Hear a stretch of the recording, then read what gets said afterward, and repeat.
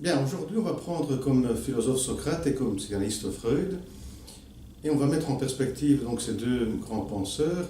Socrate ne demande pas de présentation, un des philosophes les plus connus.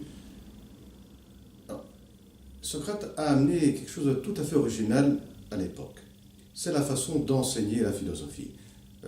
Tout philosophe enseignait la philosophie d'une manière connue qui était celle de transmettre un savoir d'une personne à l'autre. Donc le philosophe détient un certain savoir et il le transmet et il l'enseigne à ses élèves. Socrate opère là un changement épocal. Ce n'est plus question de transmettre, hein, de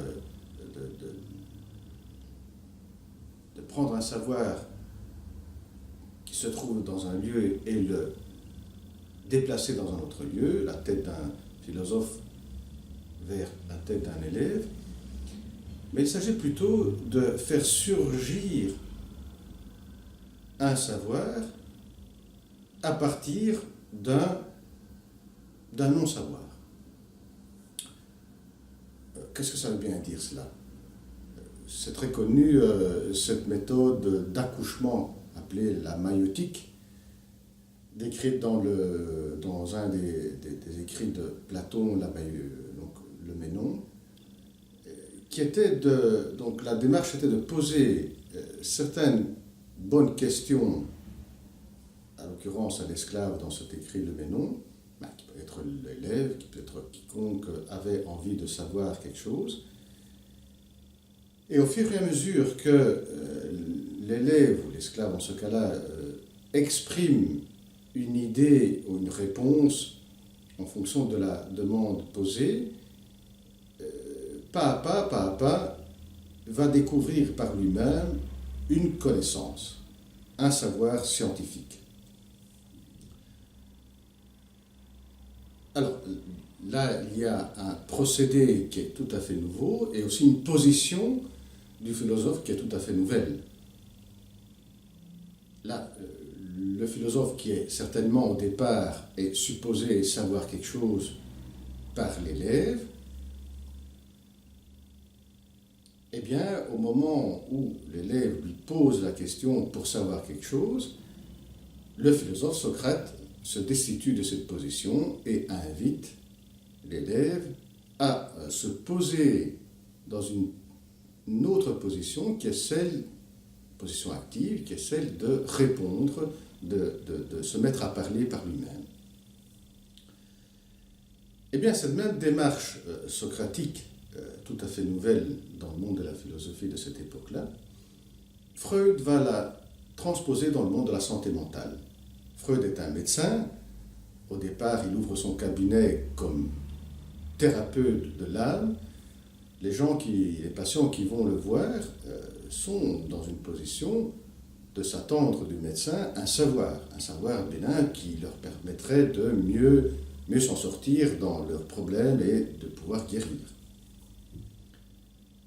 Freud opère le même changement. Certainement, il est au départ supposé bien savoir quelque chose, sinon les patients n'iraient pas chez lui. Mais quand le patient se trouve là en face de lui, il fait bien comprendre que c'est par lui-même qu'il devra trouver quelque chose. Alors l'analyste Freud va certainement l'aider à travers certaines interventions à découvrir, et ce sera le patient qui découvrira des parcelles de connaissances, de savoir. Alors on voit bien qu'entre les deux démarches, il y a une similitude. Certes, il y a aussi une différence. La différence, c'est que le savoir auquel sera confronté l'élève de Socrate ou l'esclave dans le Ménon de Platon, c'est un savoir, c'est une connaissance scientifique, c'est une connaissance qui peut être partagée, qui est par tout le monde. La connaissance, le savoir que le patient, chez Freud, va découvrir, est un savoir historique, sur sa propre histoire. Ça, c'est la différence. Mais les similitudes de la démarche sont frappantes. Pour l'un comme pour l'autre, on part dans une position où l'élève ou le patient ne sait pas. C'est un même lieu qui les caractérise au départ, qui est le lieu de l'insu, que Freud a appelé le lieu de l'inconscient.